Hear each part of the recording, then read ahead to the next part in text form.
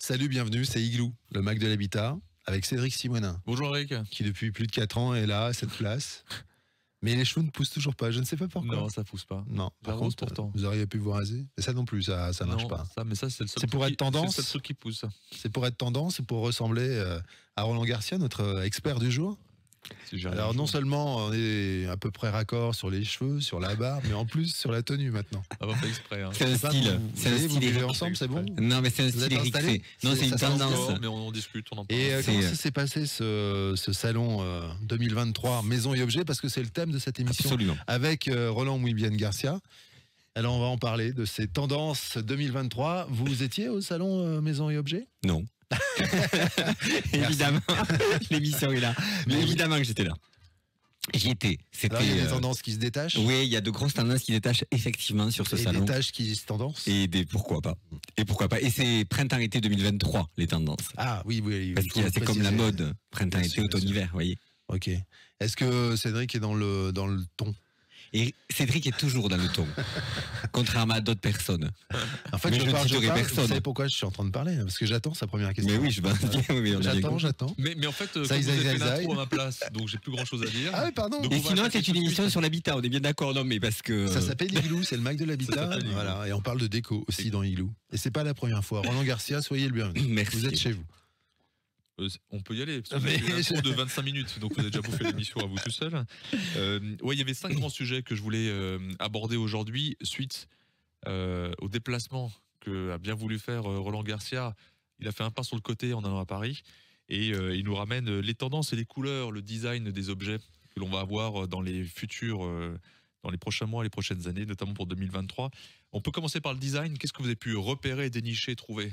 Alors, on a vu pendant les saisons précédentes pas mal de pays qui ressortaient. Et cette année, c'est vraiment le Danemark qui est ressorti. Les designers danois qui sont très très présents cette saison. Alors, évidemment, c'est du style scandinave, mais je trouve qu'il y a une vraie différence entre le style danois et le style scandinave dans sa globalité, puisque là, on va plus jouer sur des codes d'élégance.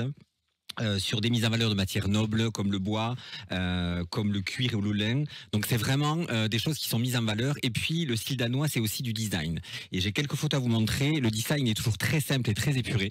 On a des choses qui sont parfaites, d'une pureté incroyable. Alors je sais pas si vous les voyez juste là. Est-ce qu'on arrive à les voir un petit peu, voilà. Est-ce qu'on les voit, voilà. Donc vous voyez des choses. Du bois, évidemment, comme je vous le disais tout à l'heure, du cuir à l'intérieur de l'assise et des choses très minimalistes. Il y a le moins de rivets et de clous possible pour une pureté parfaite en fait. Voilà, c'est ce type. Là-dessus, ou... Alors, c'est justement prévu pour ça. Hein. C'est des choses qui sont. Ne commencez pas, Monsieur Simonin, à essayer de m'avoir sur des choses comme ça. On est très bien assis. Elle a l'air très. Oui, mais on est super bien assis. Vraiment. Et on est d'accord, c'est toujours le principe de la chaise. Pourquoi? De s'asseoir. Je sais pas, ça pourrait changer. Pourquoi vous avez d'autres principes de chaise pour ne pas s'asseoir? Donc vous créez des chaises pour ne pas s'asseoir, d'accord. Non, on peut s'asseoir et c'est très confortable en plus, vraiment. Donc pureté, simplicité, sobriété, le maître mot du design danois. Danois, et c'est parfait pour manger du hareng-sort d'ailleurs. La chaise. D'accord. Les couleurs. Oui. Est-ce qu'il y a une tendance qui émerge? Alors, l'an dernier, il y avait beaucoup de vert, parce qu'on a vu beaucoup de vert et de couleur curry, ce jaune un peu qui tirait vers le orange, on en a vu énormément.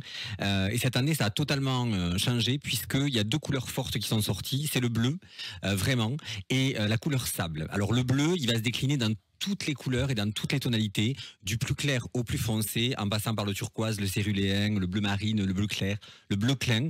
Donc j'ai aussi quelques photos, alors j'ai essayé de montrer chaque fois les photos. Donc le bleu, voilà, ce type de bleu par exemple qu'on va pouvoir retrouver. Faut monter un petit peu l'écran. Bas, ouais, c'est ça. Ce type de bleu qu'on va pouvoir retrouver. Parfait. Ok. Et ici on a 3 tonalités de bleu aussi qui se marient très très bien ensemble. Et une deuxième couleur qu'on a beaucoup vue, c'est la couleur sable. Tendance, donc on est là-dessus. Vous êtes sûr que c'était pas le sable du Sahara?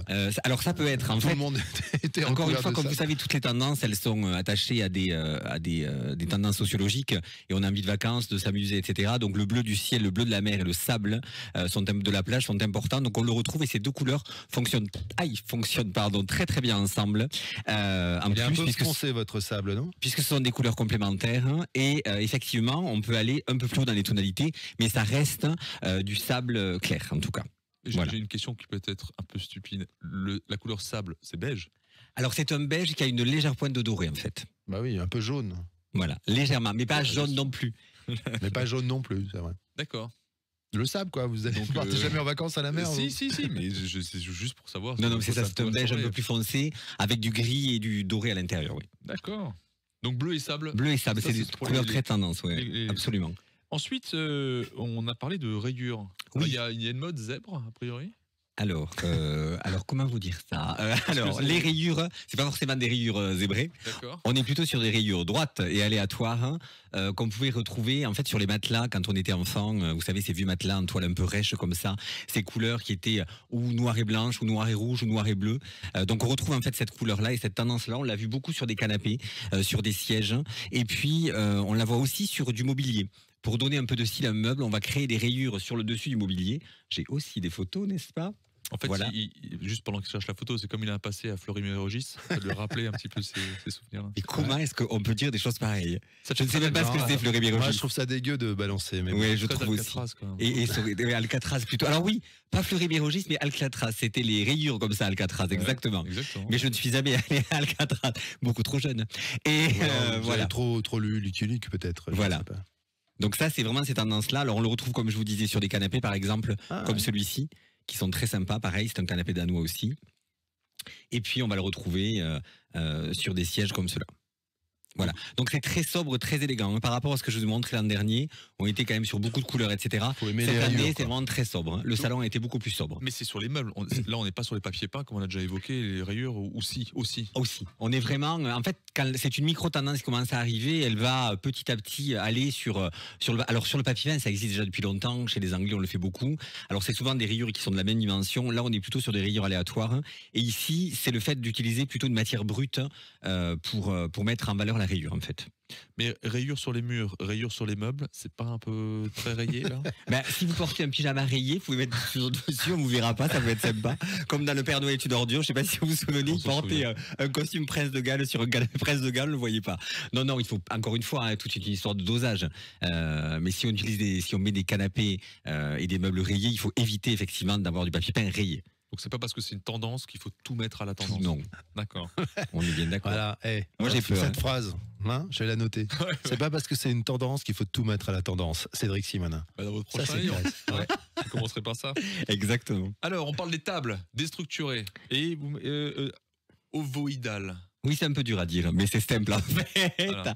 Alors, on a les tables de salle à manger, c'est toujours un peu les mêmes. C'est carré, ou rectangle, ou rond, ou ovale. Voilà. Donc ça, c'était, on retrouvait ça. Oui, c'est un peu embêtant. Et ovoïdal, c'est. Et ovoïdal, en fait, c'est plus la forme d'un galet. Vous voyez les galets qu'il y a sur la plage? Je suis très plage cette année. Ouais. Donc les galets qu'on peut retrouver, justement, c'est ce type de format. Alors, je suis en train d'essayer de trouver une photo par exemple, que je ne trouve pas. Sur les nouveaux quais de Strasbourg, il y a des galets. Voilà. Comme ça, qui tout au long du chemin sur les nouveaux quais, là, comment ça s'appelle ce quai? Donc c'est ça, exactement. Voilà, alors ça. Merci Eric pour la précision. Donc c'est ça en fait. Ce sont des choses qui sont ovoïdales, donc qui vont partir plus fines d'un côté et plus larges de l'autre. Et ça c'est la vraie tendance. Ouais. C'est une fabrication française. La marque s'appelle Columbus. C'est fabriqué sur mesure et ils font des choses absolument magnifiques, notamment cette table-là. Ouais. C'est très beau. C'est une œuvre d'art. Il paraît que King Kong faisait des ricochets avec ça. Pardon. D'accord. Bon, pardon. Moi, il y a Nono qui rigole. Est-ce que notre ingénieur du son peut faire un jingle un peu ta-ra-ta-ta-ta-ta? Non, on n'a pas ça en magasin. Bon, par contre, très pratique, parce qu'on mettait votre bien-aimé d'un côté, la belle-mère de l'autre, et c'est pas mal. Regardez le truc. Ça fait balançoire. Ça vous très bien. Surtout la taille de la belle-mère. C'est assez surprenant, effectivement. Oui, alors c'est un vrai objet d'art, encore une fois. On est sur des prix qui sont pas forcément, qui sont plus chers qu'une table classique qu'on va trouver dans le commerce classique. Néanmoins, on n'est pas dans des prix extravagants non plus. Et c'est un vrai objet de design qu'on voit pas chez tout le monde et qui est vraiment très beau. Mais là, c'est une table, vous mettez combien de personnes là? Alors c'était plutôt une grande table, on met 8 personnes sur cette table-là. D'accord. Oui. Et il y a des plus grandes et tout est fait sur mesure. Donc on peut vraiment imaginer ce qu'on veut, quoi. Ouais, c'est pas mal. Ouais. C'est pas mal, j'aime beaucoup. On a tout fait sur les tables? Sur les tables, oui. Ok, et il nous reste quoi? Est-ce qu'on a un design plutôt éco-responsable là? On a une tendance là environnementale qui avait déjà un peu émergé lors du dernier salon. Est-ce que là on retrouve cette tendance de fond? De plus en plus. Comment ne pas parler de l'écologie, évidemment, et ce qui se passe aujourd'hui, effectivement. Donc, c'est hyper important. Plusieurs marques. Et j'ai eu 2 vrais coups de cœur de marques sur le salon. Une marque d'abord belge qui s'appelle EcoBirdie, en fait, qui crée des objets comme celui-ci, qui sont des sièges fabriqués à part de jouets cassés. Donc, ce qui est intéressant dans le concept, c'est que on a tout plein de couleurs qui peuvent être utilisées, puisque c'est les couleurs des objets, des jouets cassés, pardon. Et puis, au départ, c'était juste pour des chaises pour enfants. Et puis, les adultes ont vraiment aimé. Donc aujourd'hui, créer toute une collection de mobilier avec des chaises pour adultes, des tables, etc. Voilà, et on est là-dessus. Et je trouve ça vraiment, vraiment intéressant. Et puis la deuxième marque, c'est une marque portugaise qui s'appelle Gen Cork et qui a créé un concept innovant. Donc c'est du liège compressé. Alors on connaît tous le liège compressé évidemment, mais la différence c'est qu'ils ont déposé un brevet et ce liège compressé est compressé à la vapeur. Donc il n'y a absolument pas de colle chimique à l'intérieur, c'est de la vapeur. On est sur quelque chose qui est brun puisque la vapeur donne cette tonalité-là, cette teinte-là en tout cas, et on va pouvoir créer ce qu'on veut, des meubles, des panneaux acoustiques, des têtes de lit, des choses comme ça. Et c'est vraiment hyper écologique forcément ce type de produit. Voilà. Et c'est léger. Oui, très très léger. C'est pas super beau, mais c'est léger.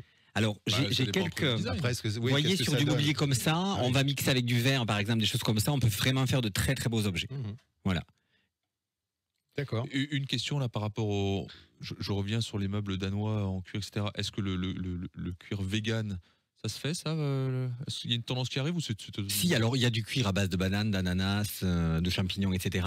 Le seul problème, c'est qu'aujourd'hui, il reste encore très très cher. Donc c'est difficile de mixer mobilier avec un prix. Alors le design danois, en fait, reste aussi, puisque c'est le principe quand même du design scandinave, à des prix plutôt... dont tout le monde, enfin, des prix bas, je vais y arriver. Donc forcément, si on commence à mettre des cuirs végétaux dessus, ça devient beaucoup plus cher. On double ou on triple le prix. Mais là, par exemple, sur les fauteuils que je vous ai montré danois, cette chaise, par exemple, on est sur 200 €, ce qui n'est pas énorme. Hein. Sincèrement, pour une chaise, pour un fauteuil de salle à manger, ça reste très très correct. Hein, vraiment. Pour les objets design. Et la table que vous avez montrée là, une idée de prix? On est plutôt entre 6 et 10 000 €. D'accord. Ah oui. Mais aujourd'hui, une belle table de salle à manger du commerce, elle est à 5-6 000 €. Hein, si on veut une vraie belle table, d'un vrai designer. Belle, hein. Oui, mais ça reste des prix.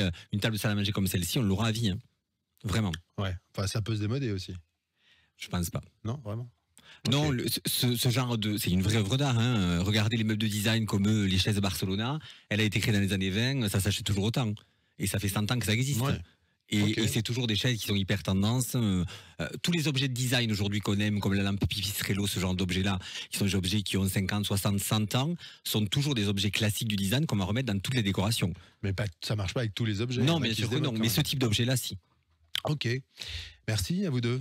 Merci Roland Garcia, on vous retrouve sur les réseaux sociaux, Maison Marga. Oui, Maison Marga, suivez-moi, abonnez-vous. Voilà, et puis un petit peu partout sur Top Music aussi. Vous avez chronique dans Maxi Flash. Oui, exactement, c'est une nouveauté. Vous êtes incontournable. Peut-être pas incontournable, mais en tout cas, je suis ravi de faire tout ça parce que c'est un vrai plaisir, un vrai bonheur. La déco en Alsace, c'est Roland Garcia et on est très heureux de l'avoir régulièrement dans Igloo. Merci Cédric Simonin. Merci Eric. Cette émission, comme toutes les autres, on les retrouve...